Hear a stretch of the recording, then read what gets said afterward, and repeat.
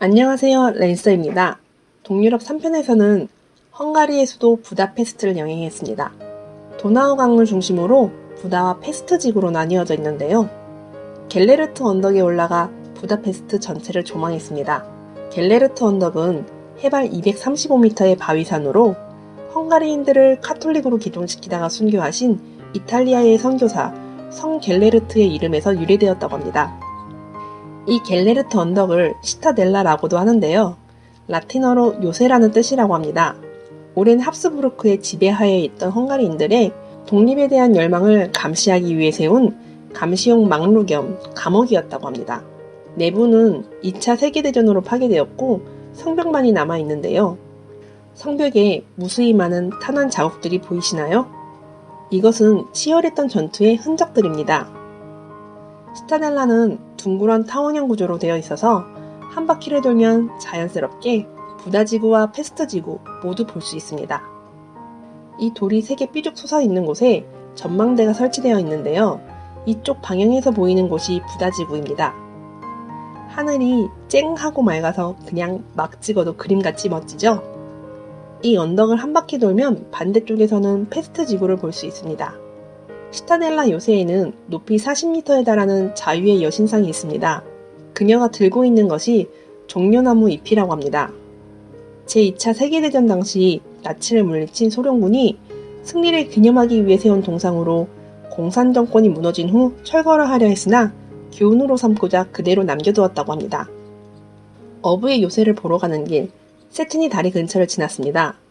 세트니 다리는 1839년부터 10년에 걸쳐 건설된 다리로 도나우강에 놓인 최초의 다리라고 합니다. 이 다리는 영화 글루미 선데이의 주요 장면에도 나와 많은 사람들의 사랑을 받고 있습니다. 영화 채널은 아니지만 글루미 선데이의 내용을 잠깐 말씀드릴게요. 부다페스트의 작은 레스토랑 자보를 경영하는 유대인 라즐로, 그리고 아름다운 그의 연인 일로나. 그들은 레스토랑에서 피아노를 연주할 사람을 찾습니다. 새로 취직한 피아니스트 안드라스는 아름다운 일로나에게 반하게 되고 이 3명의 관계는 미묘하게 변해갑니다. 안드라스는 본인이 작곡한 피아노곡 글루미 선데이를 감상 후 자살한 사람들이 속출한다는 소식을 전해 듣고 충격에 빠져 무단 결근합니다.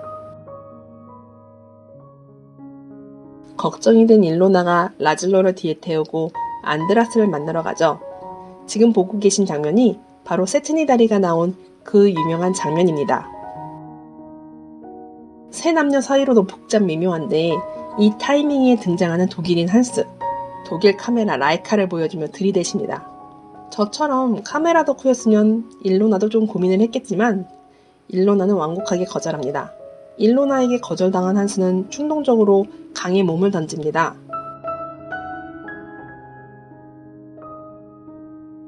이때 대인배 라즐로가 한스를 구해줍니다.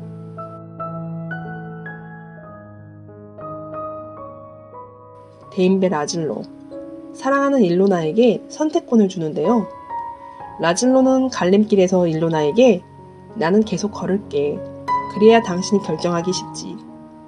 라즐로 이 멋진 양반. 한편 한스는 본국으로 돌아가며 라즐로에게 언젠가 은혜를 갚겠다고 하지만 전쟁이 터지고 부다페스트로 돌아온 한스는 참 사람이 환경의 영향을 받은 것인지 원래 인성이 그런 것인지. 영화가 단순히 사학관계 치정이라기보다는 시대적 배경과 어우러져 볼만합니다. 마지막 장면에 반전도 있고요. 부다페스트 여행을 계획 중이시면 그 전에 영화 보시는 것을 추천드립니다. 영화 곳곳에 부다페스트의 전경을 미리 만나실 수 있으니까요. 그런데 일단 성인이 되신 후에 이 영화는 19금이에요. 자, 영화를 보는 동안에 어부의 요새에 도착했습니다. 어부의 요새는 긴 회랑으로 연결된 새하얀 요새로 귀염귀염한 원뿔형의 7개의 뾰족탑을 볼 수 있는데요. 이것은 처음 이곳에 뿌리를 내린 7 마자르 부족을 상징한다고 합니다. 사진에 표시된 저 구멍이 뚫린 창들이 사진 찍는 포인트인데요. 여신 박신혜 배우님이 이곳에서 레전드 샷을 남겨주셔서 더욱 사랑받는 포인트가 되었다고 합니다. 어부의 요새에 오시게 되면 다들 이곳에서 인생샷 어떠신가요? 마차시 성당입니다.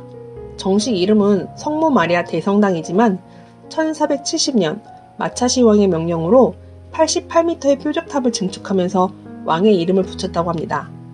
성당의 첨탑에는 까마귀 상이 있는데요. 까마귀는 마차시 왕을 상징한다고 합니다.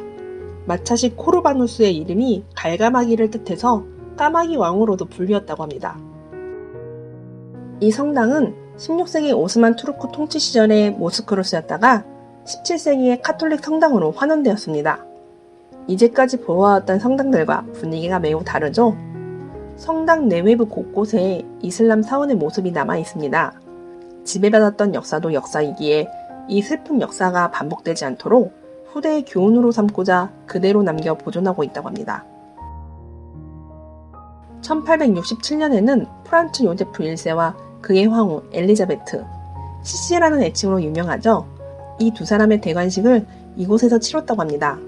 이날을 위해 미사곡을 작곡 지휘하신 분이 리스트, 바로 이분입니다. 성당의 맞은편에는 바로크 양식의 삼위일체상이 있습니다. 유럽에서 돌던 페스트가 다시는 돌지 말라는 의미로 세워진 페스트 기념비라고 합니다. 삼위일체상 주변에는 어부의 요새와 마차시 성당의 모형이 있습니다. 시각 장애인들을 위해 만들어졌다고 하는데요. 어부의 요새의 원뿔형 첨탑이 하나 부러져서 7개가 아니라 6개가 되었다고 합니다.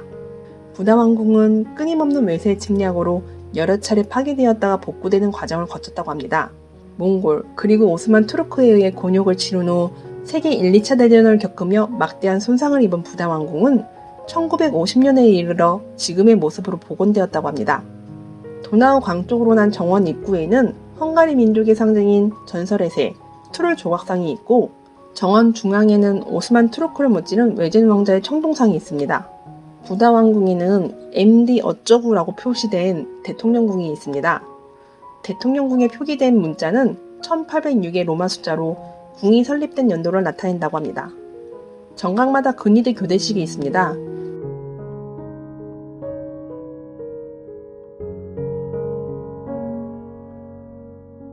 교대식은 길지 않고 궁을 한 바퀴 돌아서 다시 제자리로 돌아오는 걸로 끝납니다.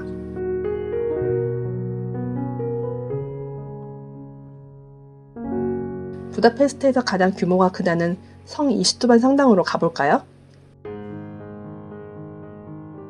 성당 앞에 바닥 무늬가 독특하죠?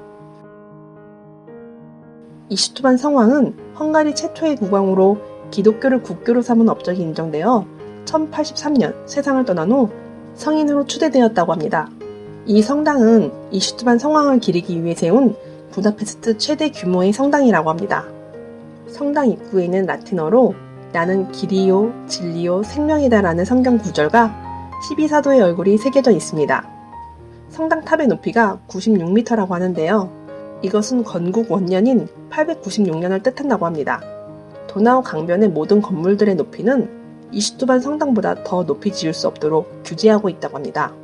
성당 내부에 들어갔을 때 미사가 진행되고 있었는데요.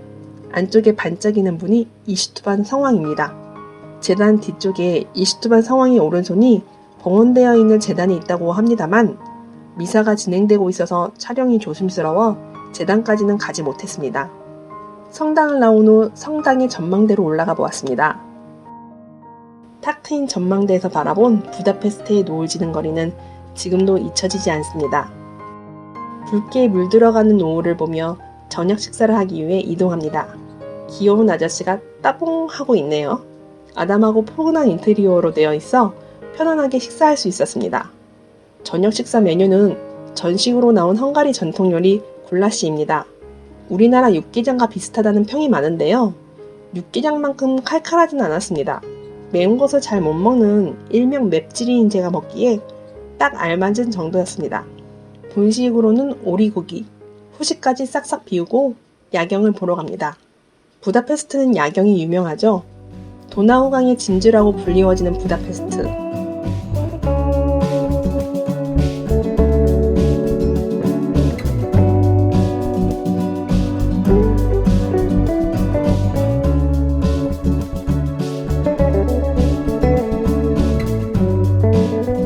낮에 보았던 풍경과 또 다른 매력이 느껴집니다. 이 순백의 다리는 에르제베트 다리입니다. 프란츠 요제프 황제의 아내 엘리자베트 CC라는 애칭으로 헝가리인들의 사랑을 받는 황후를 기념해 놓은 다리입니다. 엘리자베트 다리를 지나면 보이는 자유의 다리입니다. 오스트리아 황제 프란츠 요제프를 기념해 놓은 다리입니다.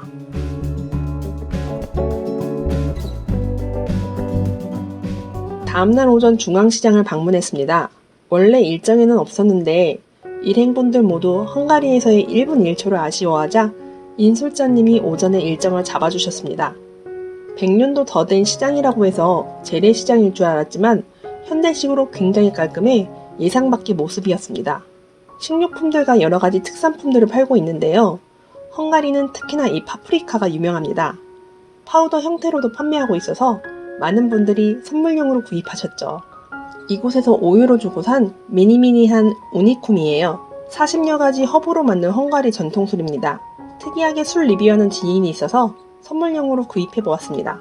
저 멀리 보이는 자유의 여신상, 야경으로 봤던 엘리자베트 다리와 그리고 자유의 다리까지 부다페스트의 많은 추억을 뒤로하고 이제 음악의 도시 빈을 향해 출발합니다. 그럼 다음 편에서 만나요. 빠이!